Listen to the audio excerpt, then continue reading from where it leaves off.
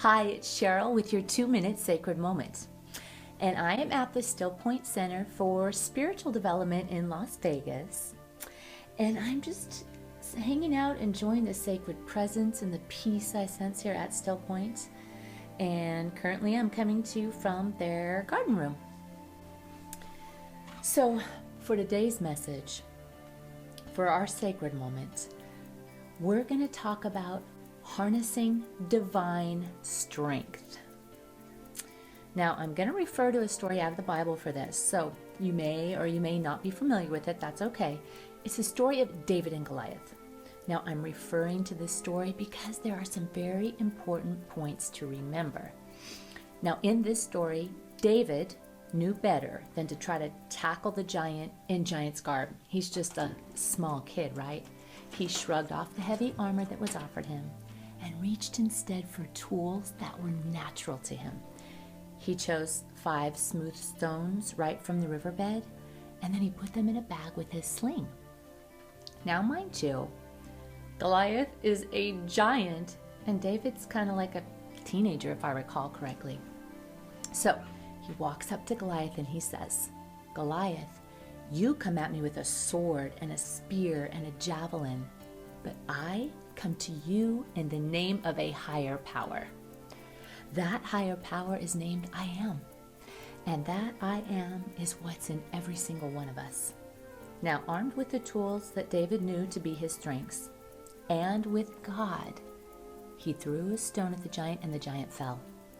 David knew that no matter how small he appeared, his faith was bigger than the Goliath soldier. Now, I don't know what your Goliath might be right now, but I do know that if you draw upon resources that are natural to you, which is who you really are, you are a daughter of the Most High. You will harness the divine strength you need to overcome no matter what. So instead of telling God about your big Goliath, tell your Goliath about your big God. Now, in the Old Testament of the Bible, there's a scripture that says, "I will lift up my eyes to the hills from where my strength comes from." I will lift up my eyes to the hills. Why don't we try it? So let's do that right now. Let's lift our eyes upward a bit. Kind of look out like you're looking at the hills, or maybe at the horizon. You're not looking up, you're not looking down, kind of slightly up. Now, I want you to close your outside eyes. Close your eyes. But I want you to open up your inside eyes. Lift your eyes upward right to the middle of your forehead. Kind of like you were looking at your eyebrows from the inside. Now, there's a place in the middle of your forehead. Actually, there's a gland there called the pineal gland. And when you focus on that part of your body, there's actually energy that moves in and to you. It can move through your thinking and your feeling and change everything for your day. I will lift up my eyes to the hills from where my strength comes from. The strength of inspiration, the strength of wisdom, the strength of healing, the strength of transformation. Go ahead and take a deep breath. Exhale. Open up your eyes.